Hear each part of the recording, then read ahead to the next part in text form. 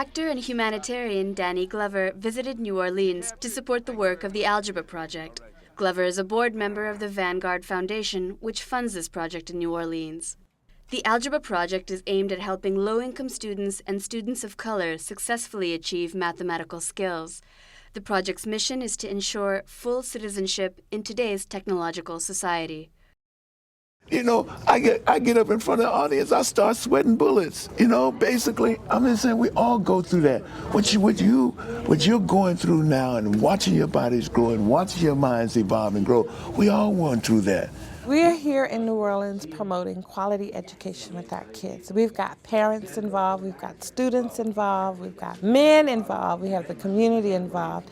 Danny, excitingly enough, came on through the Algebra Project and the Vanguard Foundation, and he's on board with us to work with these young men because it's so important for them to have role models. The project that I'm leading here is our family involvement model, which it promotes family involvement in our schools. But what's very unique about the project is that all of those centers are managed by parents themselves. And so if there's a problem in the school, they're the ones the parents talk to first. I'm giving you all of me. The Drama Queens was a program that was intended to bring the girls together at John McDonough.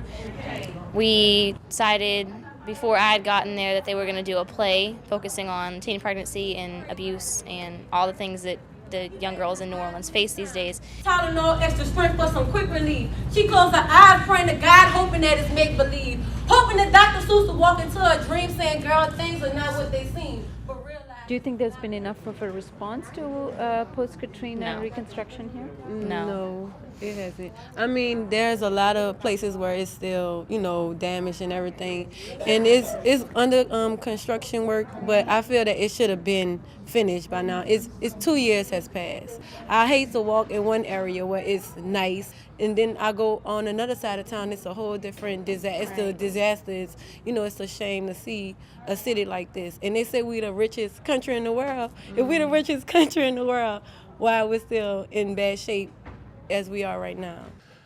And the question becomes for also, where do we go from here? It happens to be the title of Dr. King's last book, Where Do We Go From Here? Community of Chaos.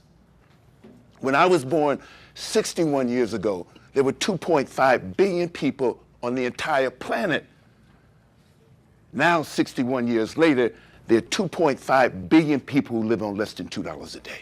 Three elements that have happened in the last 35 years that characterize what we're experiencing now. Mean income has remained stagnant among working people for the last 35 years. Interesting enough, over the last 35 years, the population of women with children in the workforce has doubled, not because there were new advantages for women, but simply because they needed to supplement the family income. I really think that the reconstruction should have been done before Katrina, and now that Katrina has hit, it should be done. I mean, it should mean more to get this done now, to start rebuilding these people's lives, because when Katrina hit, you know, it took a lot of things from everybody, and there are people still living in Houston. There are people that are still in Georgia, people that are still all the way out in California that aren't at home. They don't know if their family's okay, and I think that this reconstruction could have gone a little bit faster, and that people really need to start coming home, because New Orleans is composed of the community, and right now we really don't have much of a community. American workers work 250 hours more a year than the average European worker, which means they almost work a month more. The third element of that is the fact that people have used credit and also used equity in their homes in order to fill the income gap. Also in that last 35 years, the further deindustrialization of our urban areas, places where there were manufacturing jobs, good paying jobs, union jobs, where those jobs have been outsourced, particularly in communities of color. Where do we go from here? Community of chaos. What are the stories that we have to tell in terms of building a new sensibility of advocating in the public sector, in the private sector, jobs that are not only sustainable and allows us to pass those on to our children, but also jobs that are socially valuable, The kind of work that is life-affirming, the kind of work that builds communities and builds new relationships that are based upon people and the service of people as opposed to the service of greed.